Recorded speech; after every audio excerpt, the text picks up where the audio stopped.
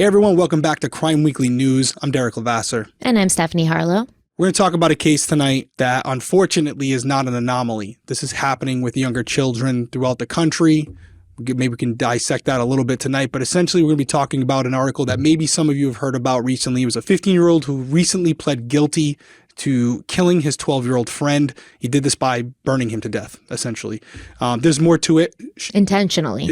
Stephanie's going to dive into it for you. But real quick, before we get into that, I want to talk about something that happened over this last weekend. Some of you may already know if you're following Stephanie on Instagram or following me or Crime Weekly. We posted it everywhere. But we did an episode in person this week at the studio here in Rhode Island. Overall, I haven't seen the final episode yet, but I've seen clips of it. And knock on wood, I don't want to jinx it, but it actually came out better than I expected as far as the technical side of things. The episode itself, we're talking about Jacob Landine. It's a really personal case to all of us now. We get the whole true crime community that's invested in this case. So Eric will ultimately be the judge of how we did on the episode. But as far as just the visual and audio perspective of it, seems like it was pretty good. I can't wait for you guys to see it. So obviously it'll be available on audio on Friday, but it'll also be out on YouTube on Sunday. And again, it's going to be completely different. So make sure you have your notifications on, you're subscribed to the channel so that as soon as it drops, you'll get notified. So with that being said, let's dive into this week's article that we want to talk about, the news and the headlines this week. Yeah, so this crime actually happened back in June of 2021. And the person responsible, who is, a 15-year-old named Michael Campbell, he just entered a plea for second-degree murder. He was sentenced to 20 years in prison. What happened, I guess, is that he was playing with his friend who was 12-year-old Gaines Coker. And Michael Campbell intentionally set the shed that Gaines was playing in on fire.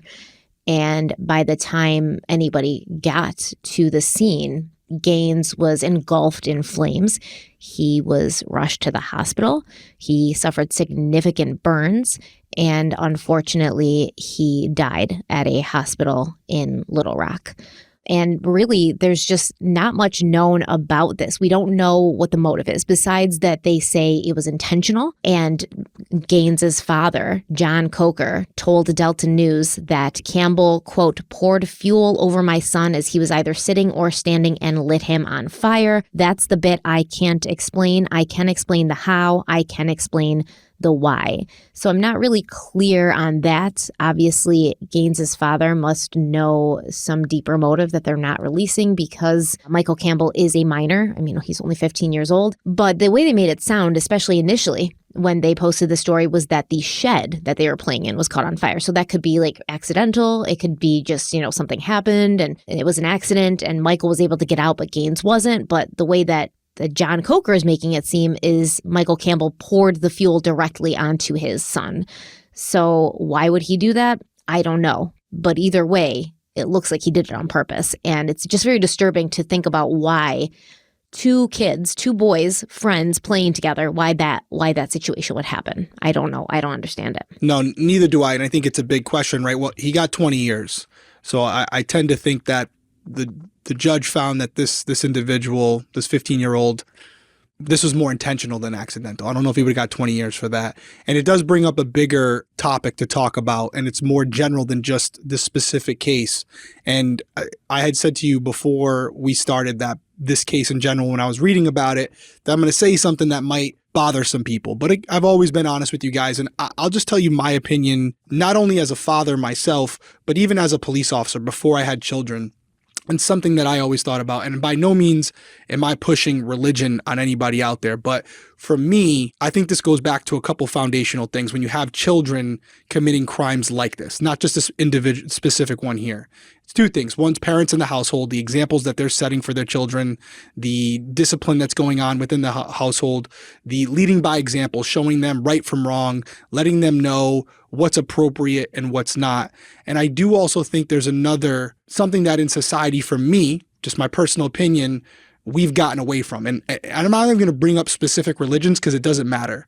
But the idea that as human beings, we are held accountable to something higher, something more than ourselves, something even more than the idea of getting in trouble from your parents, right? That conscience, that understanding that there's something out there that's greater than anybody that's around you, that you have to be you have to hold yourself to that standard because of that, whatever that may be. For me, it's some level of religion where I feel like above my parents, there's something, a higher being that I have to abide by their rules, their laws, right? What's acceptable. And obviously killing another person especially under these circumstances would not fall in that category.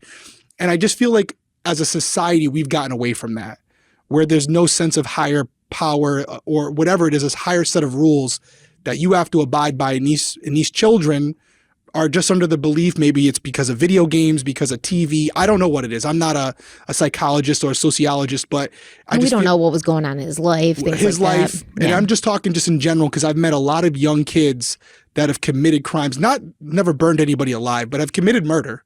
And I look at them and there's just, they don't even after I confront them, even after they admit to what they did, they don't really see a problem with it. It's like very surface level for them, where they're like, hey, they did me wrong, I got them back. That's where it ends.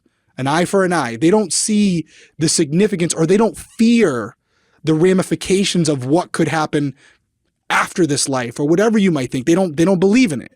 So again, just one opinion on it. There might be 80% of you out there who disagree. That's just something that I feel as an adult, as a father now, that maybe we're missing society-wise. And that's why I feel like today in our world now, you're seeing more cases like this than I feel like that you used to. That's a 1,000,000%. Yeah. In fact, when I was, it was actually really hard, and I've never really struggled so much as I have lately. And it's one of those things where I don't know, is it just the mindset I'm in, or is just a lot more horrible things happening in the world? Because for years I've done this, right? For years, even before Crime Weekly, I had to do current cases for Coffee and Crime. So I'll always go and, look at the current true crime happening. And I just don't remember it ever being this bad. Is it my perspective? Is it just I'm burnt out? I don't know. But it just feels like it's all really, really, really bad right now. And you're right. Not only is there more kids hurting each other, but there's more parents hurting their kids. And that's always been something that we've seen. But it used to be like a rare thing, like a Casey Anthony or something like that. And you would hear about it and it would get a ton of coverage because it was just so horrendous that a parent could do this to their child. And now I'm scrolling through the news today, and I'm not lying. I'm not being hyperbolic. 75% of the cases I saw were parents hurting children, babies found in garbage cans, a little girl 3 years old and the stepmother stabbed her in the eye with a pencil, just like shit that is. And I was sitting in the car. I'm sorry. I brought my son to boxing, and I was sitting in the car in the parking lot looking through, and I remember just saying out loud, like, what the hell? Like, I've never been so disturbed before, to the point where I had to like put it down and take a break. And I almost wondered, because I was thinking about it after, and I was like, I feel like people right now are just in such a state of stress, and everybody's anxious, and everybody's so full of hate. And what do we typically see when people are like that? We see them take out their anger and their hate and their frustration on, things that are smaller than them, things that are more vulnerable than them, animals, children. This is what you see when people feel like completely oppressed, when people feel completely like beat down. They feel it sometimes, if they're not, especially if they're not mentally well, because I'm not saying everybody feels this way. Obviously, good parents don't do this to their children. Normal, healthy adults don't do this to children. But when people feel pushed down to the point where they feel like they've lost control, they will lash out at, people or things that are smaller and weaker than they are. And I think that this is what we're seeing happening. It's a domino effect of the snapshot of what the world is right now, which is just a bunch of angry, disenfranchised, pissed off people that feel like they have no power or control over their circumstances. And it's unfortunate. And what we're going to see is the weakest of us, the most vulnerable of us, getting the brunt of this anger and frustration. And I mean, look at this, what Michael Campbell, yeah, he's a kid, but he goes after a kid who's, a couple years younger than him. Why? Now, I did read somewhere that Michael Campbell's sister had recently passed away. So there could be some PTSD, some stress going on there, but does it explain it away? Not really. Does it justify it? Absolutely not.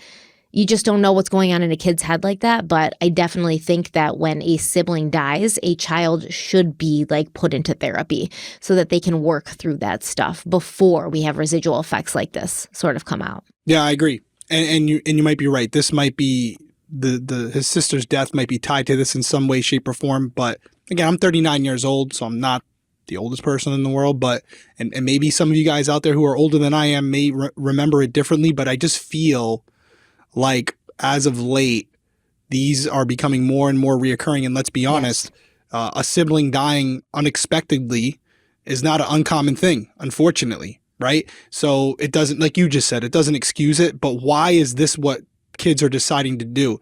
It could be a combination of things. Again, no expert here on it, but is it video games? Is it movies? Is it just what they're seeing on the internet?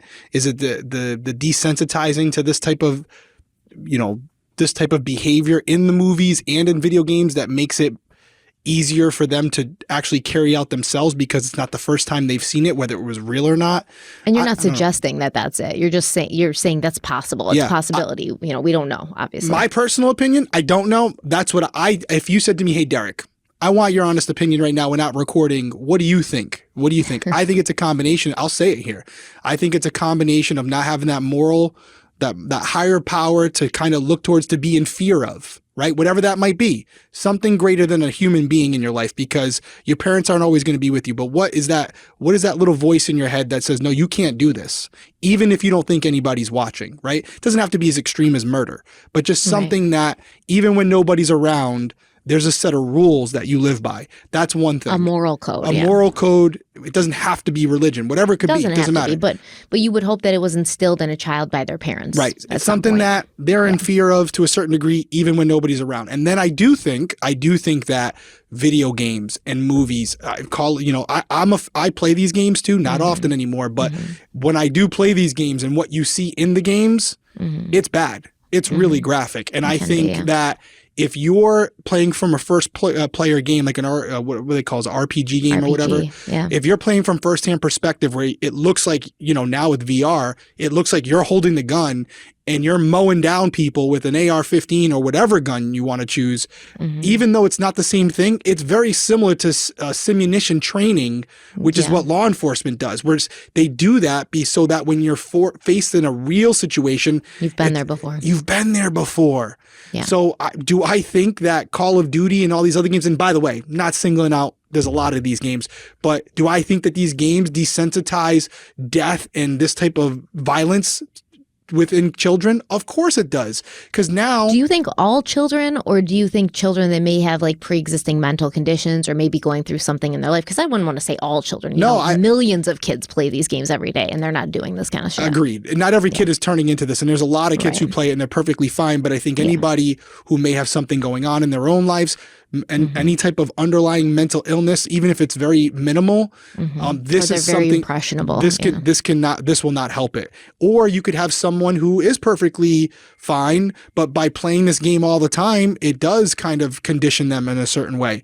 Again, not a psychologist, but I think it's pretty commonsensical to think if you're at home killing people all day long on a TV screen, and it's so real now that you really can't tell the difference between reality and a video game, especially if you have a headset on. They definitely shouldn't be doing it all day long, right? But they are. There are kids. Some of them are, because they're not being raised properly. I'm sorry, they're not being raised properly. The parents are handing them a tablet or handing them a PS5 and saying, "Have at it, so I can live my life, and you can stay in the basement all day and play your games." Yeah, I agree. And that's where the third tier, right, that I had said at the beginning, is those two things. Video games, a fear of a higher power, and then also just parents in the household, whether it's a single parent household or a dual parent household, just parents instilling in them what's right, what's wrong. And then even at parents the minimum, engaged at the minimal level, just not monitoring what they're watching, monitoring what they're seeing, monitoring what they're doing, so that something like this, to kind of bring it back to why we're here tonight, the idea of burning someone alive is not even something they think about, because it's never something they've seen before. Whether Michael Campbell saw it in a movie or on a video game, he got this from somewhere. He didn't just pull this out of his ass. So that's where I think we can make a difference. I had something today. It's so funny we're talking about this. I'm in Tenley's room and I'm painting this shelf for her. It was black. I'm painting it white because she wants it to match her bed. As I'm sitting there, she's watching YouTube shorts. And I still have to figure out how to do this. But she's scrolling through. It's kind of like TikTok YouTube shorts, right? Yeah. And I could tell she knew. She was just scrolling through. but the girl swore. It was just like And she looks at you like, did you hear? she jumped and scrolled past it quick, and I'm like, Tenley. Yeah. And she's like, Dad, I didn't even know that was going to come up. And I could genuinely tell she didn't. But I was like, dude, now what if I wasn't here? Would she have watched? Exactly. And Would how she have many other watched it times has she watched it Has when I'm she not in heard the that? room? Yeah, exactly. So I'm like, damn, I got to figure out how to do that. So that reminds me, I got to practice what I preach. That's all I have on this subject. Again, this is an isolated incident. This is involving Michael Campbell. We're obviously thinking about Gaines Coker and his family as well. But it's one of those things where I wish this was an isolated incident where we were like, oh my God, so taken aback by this. This never happens. But this is a bigger issue, and we're seeing it throughout the country. We just happen to be covering this one. So I think together we talked about Aiden Fucci recently too. That's right. Remember? That's right. Yeah. Exactly. So. But I mean, it's not like this has never happened before in history. I mean, one of the most famous cases, Leopold and Loeb, which was what, Truman Capote wrote his book In Cold Blood about. I think that's what it's called, In Cold Blood or something like that. But that was a very famous case where but they were teenagers, So I think two teenage boys, and they murdered a very small child. So it's obviously happened before. We know that it has happened before, but it does just feel like it is much more prevalent now. Like people of all ages out there are just kind of saying, fuck it, and letting their there's no fear.